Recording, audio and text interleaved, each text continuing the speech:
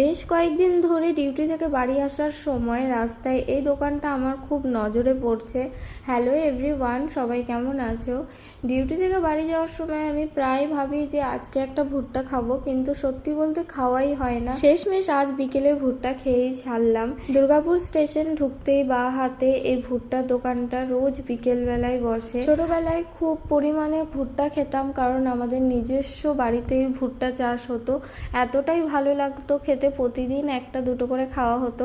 আর সেই সব এখন অতীত হয়ে গেছে, এখন আর খাওয়াই হয় না। তাই অনেক দিন পর দেখে আর নিজেকে সামলাতে পারলাম না, নিয়েই নিলাম কাকুর কাছ থেকে 20 টাকা দিয়ে একটা ভুট্টা। আর কাকু এখানে ভুট্টা রেডি করছিল, আমি ততক্ষণ চারিদিকে একটু ভিডিও করে নিচ্ছিলাম। শেষমেশ লেবু বিট নুন মাখিয়ে যখন হাতে দিল আর আমি যখন এক কামড় বসালাম, জাস্ট স্বর্গ সুখ পেলাম। কারণ আমি বহু বছর পর ভুট্টা খাচ্ছি, খুবই ভালো লাগলো খেতে। আর আগে তো 10 টাকা করে পাওয়া যেত, এখন জিনিসপত্রের সাথে সাথে সব কিছুরই দাম বাড়ছে, তাই ভুট্টা 20 টাকা নিয়েছিল।